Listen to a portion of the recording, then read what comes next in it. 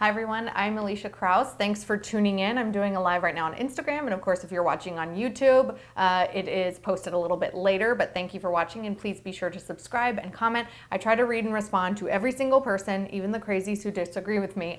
No, I'm kidding. Just because you disagree with me, I don't think you're crazy, but I like to know your points. Today is a recap about mansplaining, which is apparently what everyone and their brother thinks happened at the debate last night, the vice presidential debate to be more specific.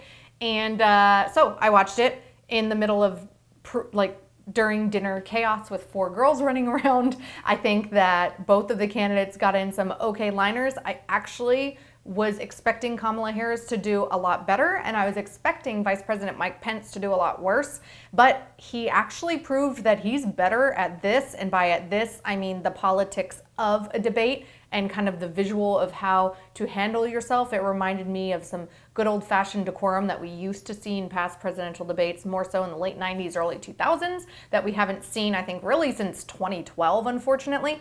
But Pence did a good job, and he proved that he's better at those kinds of things than Trump was. He was better at defending Trump's record in the Trump White House than Trump was. And now we don't even think that there's going to be a presidential debate next week, not just because President Trump, of course, tested positive for COVID last week, but also because Trump is saying if it's going to be virtual, he's not going to participate. I'll probably do another video about that next week, but right now I wanted to focus on the vice presidential debate. More specifically, how the narrative has been the fly is the obvious winner, and that Mike Pence was trying to interrupt and mansplain to Kamala Harris the entire time. I disagree 1000% with that, and I have a lot of issues with it. The number one issue was how she didn't seem to answer any direct questions. It's like she kind of kept pivoting to the camera to try to address the American people, which I think could have been a good tactic had she actually been talking about things that were applicable. But when she's talking about how awful the economy is, I think the average person is going, yeah, but pre-COVID, the economy was doing really well, specifically for minorities and white people, and women. And also like pre-COVID and pre the shutdown that people on both sides of the aisle were forcing the administration to do, by the way. They were saying that that was the necessary thing that needed to happen, and that the ends of saving lives and flattening the curve, which back on March 15th, I think a lot of us agreed with, because it was 15 days to slow the spread. Let's flatten the curve. Let's briefly close the economy so we can save American lives and make sure that we have enough ventilators and ICU beds as necessary. That was like something on both sides of the aisle. And all these months later, it's as if it was a decade later and people forgot about that. And it seems as if Kamala Harris and the Biden campaign have also forgotten that pre that government shutdown or economic shutdown due to an international pandemic that none of us foresaw, it's kind of fascinating that she forgot that the economy was doing the greatest it's been doing since, I think, the Great Depression. Like the increase in the economy as a whole, in the stock market, in real estate, in the job growth, in unemployment numbers decreasing, were really good. And I think that Pence could have hit her harder a little bit on that. But the bottom line is, I didn't see any mansplaining last night. What I saw was a woman, I think, who went in hoping for those #YesQueen moments where they could potentially make a gif of her funny faces or say that that's what Pence was trying to do. But he's kind of milquetoast, guys. He's kind of boring. He ain't Donald Trump. And I'm not trying to knock the Vice President of the United States. I'm just saying that I think that that's the wrong tactic to take with him. He is a very involved dad of daughters. He's a happily married Christian conservative guy from the Midwest. And that's kind of what comes across when you watch him on television.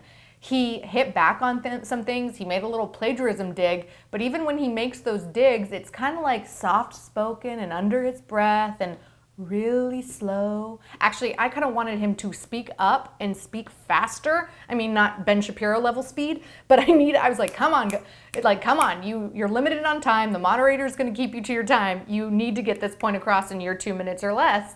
And I think that he was kind of boring. And there was interrupting on both sides. In fact, whether or not you look at the C-SPAN timeline, the USA Today timeline, the CNN timeline, or everybody's Twitter unofficial timelines, Kamala Harris ended up getting more time than Vice President Pence did. That's fine. Whatever. It is what it is. As I said in last week's video, Republicans have to go into these kinds of things expecting that the moderator is going to be against them. I think that one of Pence's best moments was when he hit back at Kamala Harris, Senator Harris's remarks, when I think it was specifically about quoting the USA Today and how Biden's Green New Deal looks a lot like AOC and the Squad's Green New Deal, and how bad that's going to be for the American economy and jobs as a whole. And he was able to quote the moderator's own newspaper, and Harris didn't have a response. I really don't see the mansplaining argument. I think that this is a narrative that the Biden campaign was hoping that they could leave the debate with, but if you actually watch the substance of the debate, it doesn't back it up. In addition to that, as someone who has been mansplained before, as someone who has been interrupted on air and off air, honestly, the people that tend to do it the most are the liberal dudes. I did a morning show here in Los Angeles for 4 years, and the guy that was on the left, I'm sure a lot of you know him, Brian Whitman, and I'm comfortable saying this publicly because I've said it to him publicly on air before and privately before, interrupted me all the frickin' time. If you are a listener of The Morning Answer, you knew this. Ben knows this, my husband knows this, everybody knows this. It was a point of frustration, but I still did my job. I still went in there every single day and didn't whine or bitch or moan about him interrupting me, because that was part of what I signed up for, right? It was part of my job and my gig to debate my conservative Christian female principles with him versus his liberal ones. And there's a lot of interrupting and a lot of mansplaining, and there tend to be the people that try to mansplain the most to me are the liberal white dudes on social media. Once again, I don't think that's what Pence was doing last night, and I think it actually cheapens. Van Jones said on CNN pre the debate last night, there are a lot of people tuning in and a lot of people proud, even if they didn't like Kamala Harris's politics, that they were proud to see a black woman on this stage. Pence even congratulated her on the stage for the historic moment of her being there. And if it is such an important and historic moment, and you say that everyone should be treated equal, then I'm a fan and totally agree with what Martha Raddatz of ABC said. It was a vice presidential candidate interrupting a vice presidential candidate, and both sides did it. Hooray. That's supposed to be a win for women, isn't it? If we want to be treated equal, then why are people out there saying, well, you have to be treated equal until you get to an international stage where you're running for vice president of the United States, the second highest office in the land, and you could potentially end up, heaven forbid, becoming president should something happen, awful happen to the president, but you can't handle being interrupted like less than 2 minutes out of the entire debate?